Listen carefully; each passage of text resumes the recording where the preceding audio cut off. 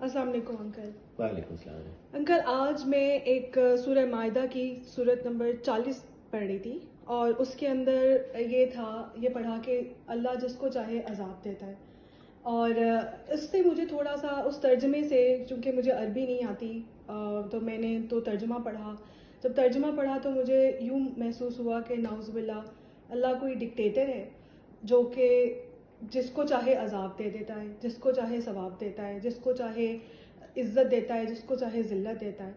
تو اس میں پھر انسان کا کیا رول رہتا ہے؟ اور یہ ترجمہ مجھے کچھ بہت عجیب سا محسوس ہوا، تو آپ اس کے متعلق کیا کہتے ہیں؟ ہاں بیٹے، وہ آیت ہے سورہ مائدہ کی آیت نمبر 40، اور قرآن میں یہ لفظ جو ہے شاء کئی جگہوں پر آیا ہے.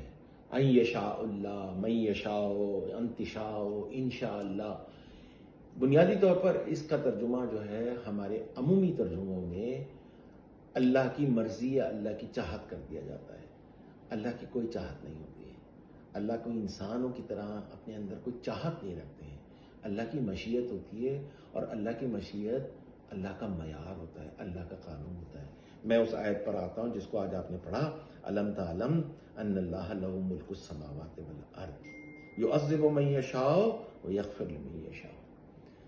اس کا یوں ترجمہ کر دیا جاتا ہے کہ وہ جسے چاہے عذاب دیتا ہے اور جسے چاہے بخش دیتا ہے. بالکل غلط. اس کی پنشمنٹ کا بھی ایک معیار ہے، اور اس کی عنایتوں کا بھی ایک معیار ہے. جب ہم اس معیار پر آتے ہیں تو فیصلہ ہو چکا ہوتا ہے کہ اب آپ کو عذاب دیا جانا ہے، یا اگر آپ اس معیار سے گرے ہوئے ہوتے ہیں تو پھر آپ کے اوپر تکلیف آتی ہے یا انعام کیا جاتا ہے. اسی ضمن میں آپ کو ایک اور آیت بتاتا ہوں. یہ ہے سورہ سبا، سورہ نمبر 34 کی آیت نمبر 39. قل ان ربی یبسط الرزق لمن یشاء من عبادہ ویقدر لہ.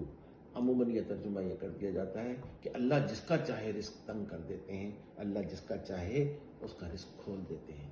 پھر وہی بات، اللہ کی چاہت اس میں بالکل نہیں ہے.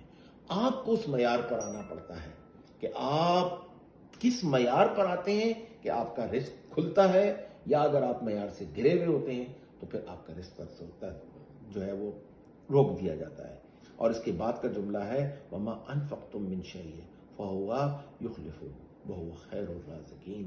تو جب تم کو جب اللہ تعالیٰ مال دے دیں تو اسے تقسیم کرو، اور اللہ ہی بہترین رزق دینے والے ہیں. اس ضمن میں ایک اور آیت آپ کو بتاتا چلوں جو بات کو بہت واضح کر دے گی، اور وہ ہے سورہ تکویر کی آیت نمبر 29. وَمَا تَشَاءُونَ إِلَّا أَن يَشَاءَ اللَّهُ رَبُّ الْعَالَمِينَ. اس کا ترجمہ یہ کیا جاتا ہے کہ تم بھی وہی چاہو جو اللہ چاہتے ہیں. نہیں، بڑی کھل کے یہ بات یہاں پر سامنے آ رہی ہے کہ تمہارا معیار بھی وہی ہونا چاہیے جو اللہ کا معیار ہے. جو سٹینڈرڈ اللہ نے بنائے ہیں، تم اس سٹینڈرڈ پر آؤ گے تو پھر تمہارے لیے وسعت ہی وسعت ہے ہر چیز کے اندر. جب تم اس معیار کو نہیں پہنچو گے تو تمہارے لیے مشکلات ہیں. شاہ کے کہیں سے بھی معنی چاہت کے نہیں ہے. شاہ انسان کی اپنی کوششیں ہیں. اللہ کی مشیت تو ضرور ہے، لیکن انسان اس کے اندر خود داخل ہے. جب تک ہم اس کے اندر اپنے آپ کو داخل نہیں کریں گے، ہم ان آیتوں کو صحیح طریقے سے نہیں سمجھ سکیں گے. غلطی یہ ہوتی ہے کہ ہم ان آیتوں میں اپنے آپ کو ایکسکلوڈ کر کے سارا الزام اللہ پہ ڈال دیتے ہیں کہ اللہ عزت دیتا ہے، اللہ ذلت دیتا ہے، اللہ رزق بڑھاتا ہے. اللہ کا معیار پر جب آپ آتے ہیں آپ کو وہ چیز حاصل ہو جاتی ہے. یعنی کہ ساری کی ساری کوشش، یہ سب چیزیں انسان کی طرف سے ہونی چاہیے، اور وہ کوشش اللہ کے معیار کو پورا کرنے کے لیے ہونی چاہیے، بجائے اس کے کہ ہم یہ سارا کا سارا چیز اس پہ چھوڑ دیں کہ یہ اللہ ہی دیتا ہے اور اللہ ہی ہمارے لیے یہ سب کچھ کرے گا، اور خود ہاتھ پہ ہاتھ دھر کے بیٹھے ہیں. بالکل صحیح آپ نے سمجھا اس بات کو.